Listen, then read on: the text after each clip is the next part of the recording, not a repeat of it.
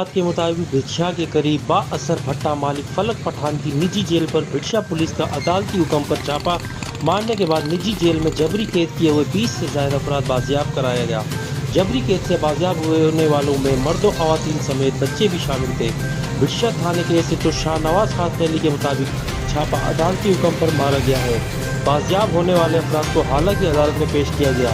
बाजियाब होने वाले मजदूरों ने हाल में अदालत में पेश होने के मौके पर उन्होंने कहा कि बाअसर भट्टा मालिक फलक पठान ने उन्हें जबरी कैद करके रखा हुआ था।